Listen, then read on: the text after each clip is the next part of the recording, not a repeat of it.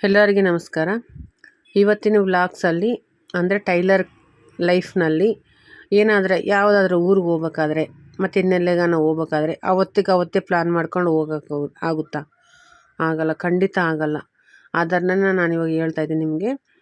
ಯಾವುದೇ ಟೈಲರ್ ಆಗಲಿ, ಈಗ ಎಲ್ಲ ನಾವು ಜಾಬ್ ಮಾಡ್ತೀವಿ ಅಂದ್ರೆ ಕೂಡ ಫಲಾನ ದಿನ ನಾವು ಇವತ್ತು ನಾಳೆ ಎಲ್ಲಿಗಾನ ಊರಿಗೆ ಹೋಗ್ಬೇಕಾದ್ರೆ ಇವತ್ತು ರಾತ್ರಿ ಫೋನ್ ಮಾಡಿ ಹೇಳ್ಬಿಟ್ಟು ಊರಿಗೆ ಹೋಗ್ತಾ ಇದೀವಿ ಅಂದರೆ ನಡೆಯುತ್ತೆ. ಬಟ್ ಟೈಲರಿಂಗ್ ಫೀಲ್ಡ್ನಲ್ಲಿ ಆ ಥರ ಇರೋದಿಲ್ಲ. ಯಾಕಂತಂದರೆ ಯಾರದೇ ಬ್ಲೌಸು ಆ ಟೈಮ್ ಕೊಡ್ತೀನಿ ಅಂದಮೇಲೆ ಆ ಟೈಮ್ಗೆ ನಾವು ಅವ್ರಿಗೆ ಕೊಟ್ಬಿಟ್ಟೇ ಹೋಗ್ಬೇಕಾಗುತ್ತೆ. ನಾವು ನನ್ನ ಪ್ಲಾನಿಂಗು, ನಾನು ತಿರುಪತಿಗೆ ಹೋಗೋದಿತ್ತು. ಒಂದು 15 ದಿನ ಮೊದಲೇ ನಾನು ಕಸ್ಟಮರ್ಗೆ ಎಲ್ಲರಿಗೂ ಹೇಳ್ಕೊತ ಬಂದೀನಿ, ನಾನು ಈ ಡೇಟಿಗೆ ನಾನು ತಿರುಪತಿಗೆ ಹೋಗ್ತಾಯಿದ್ದೀನಿ, ಈ ಡೇಟಿಗೆ ನಾನು ಊರಿಗೆ ಹೋಗ್ತಾಯಿದ್ದೀನಿ, ಈ ಡೇಟಿಗೆ ಇರಲ್ಲ, ನಿಮ್ಗೆ ಯಾವ ಡೇಟಿಗೆ ಬೇಕು ಹೇಳ್ರಿ ಅಂತ. ಆ ಥರ ಆವತ್ತಿನ ಡೇಟಿಗೆ ಏನೇನು ಬಟ್ಟೆ ಕೊಡೋವಿದಾವಲ್ಲ ಆ ಬಟ್ಟೆ ಮಾತ್ರ ಅವ್ರಿಗೆ ಕೊಟ್ಬಿಟ್ಟು ನೆಕ್ಸ್ಟು ಮತ್ತೆ ಆ ಡೇಟ್ ನಂತರ ಕೊಡೋವು ಪೆಂಡಿಂಗ್ ಇಟ್ಕೊಂಡು ನಾನು ಯಾವುದೇ ಪ್ರದೇಶಕ್ಕೆ ಊರಿಗೆ ಎಲ್ಲನೂ ಹೋಗ್ಬೇಕಾದ್ರೆ ಫಂಕ್ಷನ್ಸ್ಗೆ ಈ ಥರ ಹೋಗ್ಬೇಕಾಗುತ್ತೆ. ಇದೇ ಥರ ನಿಮ್ಮ ಲೈಫಲ್ಲೂ ಇರ್ಬೋದು. ಮೋಸ್ಟ್ಲಿ ಇದ್ದರೆ ಕಂಪಲ್ಸರಿ ನನಗೆ ಕಾಮೆಂಟ್ ಮಾಡಿರಿ, ಶೇರ್ ಮಾಡ್ಕೊಳ್ಳಿ ನನ್ನ ಹತ್ರ. ಓಕೆ, ಇವಾಗ ನಾನು ಇವತ್ತಿಗೂ ಎಲ್ಲ ಪ್ಲಾನು ಕರೆಕ್ಟಾಗಿ ಮಾಡಿದ್ದೆ. ಮಧ್ಯಾಹ್ನ 2 ಗಂಟೆಗೆ ನನ್ನ ಮಗ ಹೇಳಿದೆ, ಮಧ್ಯಾಹ್ನ 2 ಗಂಟೆಗೆ ರೆಡಿ ಇರಬೇಕು ಮಮ್ಮಿ, ನಾವು 2 ಗಂಟೆಗೆ ಬಿಡಬೇಕು ತಿರುಪತಿಗೆ ಅಂತ. ಕಾರಲ್ಲಿ ಅಂದರೆ ನಾವು ಓನ್ ಕಾರಲ್ಲಿ ನಾವು ಹೋಗ್ತಾಯಿದ್ವಿ ಕಾರಲ್ಲಿ. ಸೊ ಟ್ರೈನ್ಗಾದರೆ ನೈಟ್ ಟೈಮ್ ಟ್ರೈನ್ ಇತ್ತು. ಸೊ ಪ್ರಾಬ್ಲಮ್ ಇಲ್ಲ ಅನ್ನೋಂಗಿಲ್ಲ, ಪ್ರಾಬ್ಲಮ್ ಇರುತ್ತೆ. ಯಾಕಂದರೆ ಇನ್ನು ಟ್ರೈನ್ಗಾದರೆ ನಾನು ಕರೆಕ್ಟ್ ಟೈಮ್ಗೆ ಓಡೋಗ್ಬೇಕು. ಅರ್ಜೆಂಟು ಅರ್ಜೆಂಟಿಗೆ ಯಾವಾಗಲೂ ನನ್ನ ಲೈಫಲ್ಲಿ ಯಾವಾಗಲೂ ಅರ್ಜೆಂಟಿಗೆ ನಾನು ಓಡೋಗಿದ್ದೀನಿ ಟ್ರೈನಿಗೆ. ಇದು ಕಾರಲ್ವ, ನಮ್ಮದೇ ಓನ್ ಆಗಿದ್ರಿಂದ ಬೇಗ ಹೋಗ್ಬೋದು ಅಂತ ಅಂದ್ಕೊಂಡಿದ್ದೆ. ಬಟ್ ನನ್ನ ಮಗಗೆ ಮೊದಲೇ ಗೊತ್ತು, ಯಾವಾಗಲೂ ನೀನು ಲೇಟ್ ಮಾಡ್ತೆ ಮಮ್ಮಿ, ಬೇಗ ರೆಡಿ ಆಗ್ಬೇಕು ಅಂತ ಹೇಳಿದ. ಸರಿ ಅಂತ ಓಕೆ ಅಂದ್ಕೊಂಡು ರೆಡಿ ಆಗಿದೆ. ಬಟ್ಟು ಒಂದಿನ ಬಿಫೋರ್ ಅಂದರೆ ಗುರುವಾರ ದಿನ ಸಾಯಂಕಾಲ ಈ ಒಂದು ಬ್ಲೌಸ್ ನನ್ನ ಕೈಯಲ್ಲಿದೆಯಲ್ಲ ಪಿಂಕು, ಅದೊಂದು ಅರ್ಜೆಂಟು ಬಂತು. ರೆಗ್ಯುಲರ್ ಕಸ್ಟಮರು ಬೇಡ ಅನ್ನೋಕ್ಕಾಗಲ್ಲ, ತೊಗೊಂಡ್ರೆ ಪ್ರಾಬ್ಲಮ್ ಆಗುತ್ತೆ, ತೊಗೊಂಡಿಲ್ಲ ಅಂದ್ರೂ ಕಸ್ಟಮರ್ ಫೀಲ್ ಆಗ್ತಾರೆ. ಸೊ ಆದರೆ ಪರವಾಗಿಲ್ಲ ಅಂತ ತೊಗೊಂಡ್ಬಿಟ್ಟು ಅವತ್ತಿಗೆ ಟೈಲರ್ಗೆ ಬೇಡ ಅಂತ ಹೇಳಿದ್ದೆ ನಾನು. ಶುಕ್ರವಾರ ದಿನ ಬೇಡ ಅಂತ ಹೇಳಿದೆ. ಮತ್ತು ಇನ್ನು ಅರ್ಜೆಂಟ್ ಬ್ಲೌಸ್ ಇದೆಯಲ್ಲ ಒಬ್ಬಳೇ ಸ್ಟಿಚ್ ಮಾಡಿ, ಮತ್ತು ನಮ್ಮ ಬಟ್ಟೆಗಳು ನಾವು ಅವತ್ತೇ ಸ್ಟಿಚ್ ಮಾಡ್ಕೋಬೇಕು. 1 ದಿನ 2 ದಿನ ಮೊದಲು ಸ್ಟಿಚ್ ಮಾಡುವಂತೆ ನಮಗೆ ಆ ಟೈಮೇ ಸಿಗೋಲ್ಲ. ಆವತ್ತೇ ನಮ್ಮದು ಸಾರಿ ಪೆಟಿಕೋಟ್ಸ್ ಅಂತ, ಬ್ಲೌಸಸ್ ಆಲ್ಟ್ರೇಷನ್ಸ್ ಅಂತ, ಹೊಸ ಬ್ಲೌಸು ಹೊಲ್ಕೊಳ್ಳೋದಂತೂ ಸುಳ್ಳು. 1 ವರ್ಷಕ್ಕೆ ಒಂದು ಸರ್ತಿ, ಯಾವಾಗೋ ಅರ್ಜೆಂಟಿಗೆ ಒಂದು ಬ್ಲೌಸ್ ಹೊಲ್ಕೊಂತೀವಿ ಹೊರತು ನಮ್ಮದು ಅಂತ ಯಾವುದಿರಲ್ಲ. ಆದರೆ ನಮ್ಮ ಫ್ಯಾಮಿಲಿ ಮೆಂಬರ್ಸ್ ಅಂತ ಇರ್ತಾವಲ್ಲ, ಯಾವುದೋ ಒಂದು ಹೊಲಿಬೇಕು.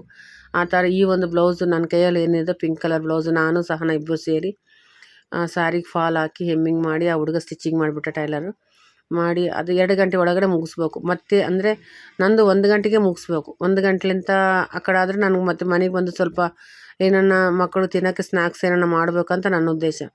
ಸೊ ಅದಕ್ಕಾಗಿ ಇಬ್ಬರು ಸೇರಿ ಬೇಗ ಈ ಒಂದು ಬ್ಲೌಸು ಟೈಲರ್ ಸ್ಟಿಚ್ ಮಾಡಿದ್ಮೇಲೆ ನಾನು ಹೆಮ್ಮಿಂಗು ಉಕ್ಸು ಹಾಕಿ, ಯಾವುದೇ ನಾವು ಅವ್ರಿಗೆ ಕೊಡೋದಾಯ್ತು ಅಂದರೆ ಅವ್ರೂ ಪಾಪ ಮಧ್ಯಾಹ್ನ ಟೈಮ್ ಬರೋಕ್ಕಾಗಿಲ್ಲ. ನಾನು ಮನೆಗೆ ಹೋಗಿ ಕೊಟ್ಟು ಬಂದಿದ್ದಾಯ್ತು ಈ ಬ್ಲೌಸ್ನ 1 ಗಂಟೆಗೆಲ್ಲ. ಸಹನ ಸ್ಕೂಟಿ ಇತ್ತು, ಆ ಸ್ಕೂಟಿ ತೊಗೊಂಡೋಗಿ ನಾನೇ ಕೊಟ್ಬಿಟ್ಟು ಬಂದೆ. ಆಮೇಲೆ ಇನ್ನು ಟೈಲರ್ ಲೈಫಲ್ಲಿ ಏನಿರುತ್ತೆ ಗೊತ್ತಾ, ಯಾವುದೇ ಆದರೆ ಊರಿಗೆ ಹೋಗ್ಬೇಕು, ಯಾವ್ದಾನ ಫಂಕ್ಷನ್ಸ್ ಇದ್ದಾವೆ, ನಮ್ಮ ಬಟ್ಟೆ ನಾವು ಹೊಲ್ಕೋಬೇಕಂದ್ರೆ ಆವಾಗಿಂದು ಅರ್ಜೆಂಟು. ಈ ನಾಳೆ ಫಂಕ್ಷನ್ ಇದ್ದರೆ ಇವತ್ತು ಸ್ಟಿಚಿಂಗು, ಇನ್ನೂ 1 ಗಂಟೆಗೆ ಹೋಗ್ಬೇಕಂದ್ರೆ ಇವಾಗ ಹೆಮ್ಮಿಂಗು, ಈ ಥರ ನಮ್ಮ ಲೈಫಲ್ಲಿ ನಡೀತಾ ಇರುತ್ತೆ ಯಾವಾಗಲೂ ಕೂಡ. ನಾನಾದರೆ ಇಡೀ ನನ್ನ 30 ವರ್ಷದ ಲೈಫಲ್ಲಿ 30 ವರ್ಷ ಟೈಲರಿಂಗ್ ಜರ್ನಿದಲ್ಲಿ ಯಾವ ಬ್ಲೌಸ್ ಕೂಡ ನಾನು ಅರ್ಜೆಂಟಾಗಿ ಹೊಲ್ಕೊಂಡಿಲ್ಲ. ಒಂದು ಟೈಮಲ್ಲ ನಮ್ಮ ನಾದಿನಿ ಮಗಳು ಒಂದು ಸಣ್ಣ ಇನ್ಸಿಡೆಂಟ್ ಹೇಳ್ತೀನಿ ನಿಮಗೆ. ನಮ್ಮ ನಾದಿನಿ ಮಗಳದ್ದು ಮದುವೆ ಇತ್ತು.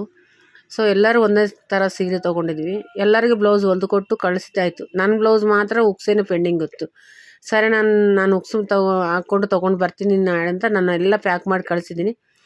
ನನ್ನ ಬ್ಲೌಸ್ ಮಾತ್ರ ಈ ಅಂಗಡಿಯಲ್ಲೇ ಬಿಟ್ಬಿಟ್ಟು ಮರ್ತುಬಿಟ್ಟು ಊರಿಗೆ ಹೋಗಿದ್ದಾಯಿತು. ಅಲ್ಲಿಗೆ ಹೋಗಿ ನೋಡಿದ್ರೆ ಬ್ಲೌಸ್ ಇಲ್ಲ, ಸಾರಿ ಮಾತ್ರ ಇದೆ. ಈ ಥರ ಇನ್ಸಿಡೆಂಟ್ ಎಷ್ಟೋ ಸಲ ಆಗ್ತವೆ.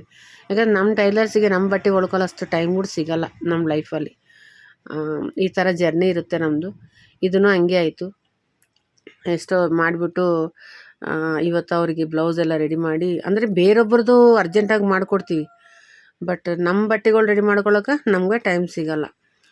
ಈ ಥರ ಈ ಲೈಫಲ್ಲಿ ಇನ್ನೇನು ಮಾಡೋಕ್ಕಾಗುತ್ತೆ, ಏನು ಮಾಡೋಕ್ಕಾಗಲ್ಲ. ನಾನು ಸಹನ ಇಬ್ಬರು ಸೇರಿ ಕುಕ್ಸ್ ಹಾಕ್ಬಿಟ್ಟು ಹೇಳಿದ್ನಲ್ಲ, ರೆಡಿ ಮಾಡಿ ತೊಗೊಂಡೋಗಿ ಅವ್ರ ಮನೆಗೆ ಕೊಟ್ಬಿಟ್ಟು ಆಮೇಲೆ ಮತ್ತು ನಾನು ಮನೆಗೆ ಬಂದು ಸ್ನ್ಯಾಕ್ಸ್ ಏನೋ ರೆಡಿ ಮಾಡಿಕೊಂಡೆ. ಸ್ವಲ್ಪ ತಿನ್ನೋಕ್ಕೆ ರಸ್ತೆಯಲ್ಲಿ, ಯಾಕಂದರೆ ಕಾರಲ್ವ, ಎಲ್ಲ ನಿಲ್ಲಿಸ್ಬಿಟ್ಟು ನಾವು ಸ್ನ್ಯಾಕ್ಸು ಸ್ವಲ್ಪ ತಿನ್ನೋಕ್ಕಾಗುತ್ತೆ. ಹೋಟೆಲ್ಗಳಲ್ಲಿ ಹೋದ್ರೆ ಎಲ್ಲ ರೇಟುಗಳು ತುಂಬ ರೇಟ್ ಆಗಿದ್ದಾವೆ. ಆ ತಿಂಡಿ ನಾವು ತಿನ್ನೋಕ್ಕಾಗಲ್ಲ. ನಾನು ಬರೋ ಮುಂದೆ ಅಂದರೆ ನಾನು ತಿರುಪತಿಲಿಂದ ಬಂದ ಮೇಲೆ ನಾನು ಈ ವಿಡಿಯೋ ವಾಯ್ಸ್ ರೆಕಾರ್ಡ್ ಮಾಡ್ತಾ ಇರೋದು.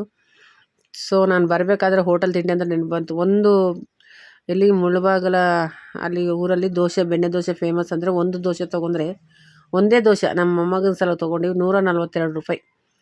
ಈ ಥರ ಹೋಟೆಲ್ಗಳಲ್ಲಿ ಅದಕ್ಕೆ ನಾನು ಖರ್ಚು ಜಾಸ್ತಿ ಬೇಡ ಅಂತ ಸ್ವಲ್ಪ ಖರ್ಚು ಕಡಿಮೆ ಅಂತ ಏನೇ ಸ್ನ್ಯಾಕ್ಸ್ ಇದ್ದರೆ ಕೂಡ ಮನೆಯಲ್ಲೇ ಯಾವಾಗ ಟ್ರಿಪ್ಪು ಎಲ್ಲನೂ ಹೋದ್ರೆ ಕೂಡ ಮನೆಯಲ್ಲೇ ಮಾಡ್ಕೊಂಡು ಹೋಗೋದು. ಇವಾಗ ಆಯಿತು, ಸ್ಟಾರ್ಟ್ ಆಯಿತು ನಮ್ಮ ಜರ್ನಿ. ತಿರುಪತಿಗೆ ಹೋಗ್ತಾಯಿದ್ವಿ. ಮಧ್ಯಾಹ್ನ 2 ಗಂಟೆಗೆ ಅನ್ಕೊಂಡು ಟೈಮು 3:30 ಹಂಗಾಗೈತೆ. ಯಾಕಂದರೆ ಯಾವುದೋ ಒಂದು ಕೆಲಸ ಅಡ್ಡ ಬರುತ್ತೆ, ಅದು ಟೈಮಿಗಂತೂ ಬರೋಕ್ಕಾಗಲ್ಲ. ಟೈಲರ್ನ ಕಳಿಸ್ಕೊಟ್ಟು ಅಂಗಡಿ ಮುಚ್ಚಿಬಿಟ್ಟು ಮತ್ತೆ ಎಲ್ಲರನ್ನ ಇದು ಮಾಡಿ ನಮ್ಮ ಯಜಮಾನ್ರು ಮುಂದೆ ಕುಂತಿದ್ದಾರೆ. ನನ್ನ ಮೊಮ್ಮಗ ಇಲ್ಲಿ, ನನ್ನ ಮಗ ಡ್ರೈವ್ ಮಾಡ್ತಾಯಿದ್ದಾನೆ. ನನ್ನ 2 ಮಕ್ಕಳು, ನಾನು ಸೊಸೆ ಅಂತ ಹೇಳಲ್ಲ, ನನ್ನ ಮಗಳೇ ಅವಳು ಕೂಡ. ಯಾವತ್ತೂ ನಾನು ಅಂದ್ಕೊಂಡೇ ಇಲ್ಲ ಆ ಥರ ಫೀಲ್ ಕೂಡ ತರಲ್ಲ ನಾನು. ನನ್ನ ಮೊಮ್ಮಗಳು ನನ್ನ ಮೇಲೆ ಮಲಗಿದ್ದಾಳೆ, ನನ್ನ ಸಂಕೀರ್ತನ. ಇನ್ನು ತಿರುಪತಿಗೆ ಹೋಗೋದಾಯಿತು. ನೋಡಿರಿ, ತಿರುಪತಿನಲ್ಲಿ ಪಾಪನಾಶನ ಅಲ್ಲ ಇದು, ಸಾರಿ, ಸ್ನಾನ ಮಾಡೋಕ್ಕೆ ಕೋನೇರು ಅಂತಾರಲ್ಲ, ಅಲ್ಲಿ ಹೋಗಿ ಎಲ್ಲರೂ ಇವರು ನಮ್ಮ ಪಾಪಗೂ ಟಕಲ ಗುಂಡು ಮಾಡಿಸಿದ್ದಾಯಿತು. ನೋಡ್ರಿ, ಅವ್ನು ಎತ್ಕೊಂಡು ನಾನು ಕೂತಿದ್ದೆ. ಮಕ್ಕಳೆಲ್ಲ ಹೋಗಿದ್ರು. ಸ್ವಲ್ಪ ಊಟ ಮಾಡ್ಕೊಂಡು ಬಂದ್ವಿ. ಈ ಕಡೆಲಿಂದ ಹೋದ್ರೆ ಆ ಕಡೆ ಗೊತ್ತಾಗಲ್ಲ, ಆ ಕಡೆಯಿಂದ ಹೋದ್ರೆ ಈ ಕಡೆ ಗೊತ್ತಾಗಲ್ಲ. ಮಕ್ಕಳು ಚಪ್ಪಲಿ ಬಿಟ್ಟು ಬಂದಿದ್ರು ಒಂದು ಸೈಡ್ಗೆ. ಈ ಸ್ಥಳದಲ್ಲಿ ಚಪ್ಪಲಿ ಹಾಕೊಂಡು ತಿರ್ಗಂಗಿಲ್ಲ. ಸೊ ಚಪ್ಪಲಿ ತೊಗೊಂಡು ಬರ್ತೀವಂತ ಒಳಗಡೆ ಹೋದ್ರೆ ನಾನು ಪಾಪನ ಎತ್ಕೊಂಡು ಕೂತ್ಬಿಟ್ಟೆ ಅಲ್ಲೇ. ತಿರ್ಗಾಕ್ಕೂ ಸುಮ್ಮನೆ ಸುಸ್ತಾಗಿಬಿಡುತ್ತೆ, ಬಿಸಿಲು ತುಂಬ ಜಾಸ್ತಿ ಇತ್ತು. ನೋಡಿರಿ, ತಿರುಪತಿ ಅಂದರೆ ದೇವಸ್ಥಾನಕ್ಕೆ ಹೋದ್ಮೇಲೆ ನಾವು ಸ್ಟಿಚಿಂಗು, ಬ್ಲೌಸು, ಕಸ್ಟಮರು ಇದೆಲ್ಲ ಇರಲ್ಲ. ಇದನ್ನ ಬಿಡಲೇಬೇಕು. ನನಗೆ ಅನಿಸಿದ್ದು 1 ತಿಂಗಳೋ 2 ತಿಂಗಳಿಗೂ ಒಂದ್ಸರಿ ಈ ಥರ ಟೆಂಪಲ್ಗಳು ಸ್ವಲ್ಪ ಹೋಗ್ತಿರ್ಬೇಕು. ಆವಾಗಲೇ ಸ್ವಲ್ಪ ಮೈಂಡ್ ಫ್ರೆಶ್ ಆಗೋದು. ಇಲ್ಲಾಂದರೆ ತುಂಬ ಮೈಂಡ್ ಏನಂದರೆ ಒಂಥರ ಸ್ಟಿಚಿಂಗ್ ಯಾವಾಗಲೂ ಕಸ್ಟಮರ್ ನೋಡ್ರಿ, ನಾವು ಎಷ್ಟು ಖುಷಿಯಾಗಿ ಇದ್ದರೆ ಕೂಡ ಯಾರೋ ಒಬ್ಬರು ಬಂದು ಡಿಸ್ಟರ್ಬೆನ್ಸ್ ಮಾಡೋರಿರ್ತಾರೆ. ಬ್ಲೌಸ್ ಲೂಸ್ ಆಯಿತು, ಶೋಲ್ಡರ್ ಡ್ರಾಪ್ ಆಯಿತು, ಸ್ಲೀವ್ಸ್ ಏರ್ತಾ ಇಲ್ಲ. ಯಾಕಂದರೆ ಪ್ರತಿಯೊಂದು ಚೆಕ್ ಮಾಡಿ ಕೊಡೋಕ್ಕೂ ಆಗಲ್ಲ. ಪ್ರತಿಯೊಂದು ಸ್ವಲ್ಪ ಮಿಸ್ಟೇಕ್ನೂ ಅಡ್ಜಸ್ಟ್ಮೆಂಟ್ ಮಾಡ್ಕೊಳ್ಳಲ್ಲ. ತುಂಬ ಮನಸ್ಸಿಗೆ 10 ಬ್ಲೌಸು ಕರೆಕ್ಟಾಗಿ ಹೊಲ್ಕೊಟ್ಟು 1 ಬ್ಲೌಸು ಸ್ವಲ್ಪ ಲೂಸು ಟೈಟ್ ಆದರೆ ಒಂಥರ ಮಾತಾಡ್ಬಿಡ್ತಾರೆ. ಬೇಜಾರಾಗುತ್ತೆ ಒಂದೊಂದು ಸರ್ತಿ. ಅದಕ್ಕೆ ಸ್ವಲ್ಪ ರಿಲ್ಯಾಕ್ಸ್ ಆಗೋಣ ಅಂತ ಆ ಥರ ಹಂಗೆ ಹೋಗ್ತಾ ಇರ್ತೀನಿ ಅವಾಗವಾಗ ನಾನು ಕೂಡ ಹೊರಗಡೆ. ಸ್ವಲ್ಪ ಮೈಂಡಿಗೆ ರಿಲ್ಯಾಕ್ಸು ಆಗುತ್ತೆ, ಸ್ವಲ್ಪ ದೇವ್ರ ದರ್ಶನ ಕೂಡ ಆಗುತ್ತೆ, ಮನೆಗೆ ಮೊಮ್ಮಕ್ಕಳದು ಸ್ವಲ್ಪ ಜವಳ ಕೊಟ್ಟಂಗೂ ಆಗುತ್ತೆ ಅಂತಂದು ಹೋಗಿದ್ವಿ ತಿರುಪತಿಗೆ.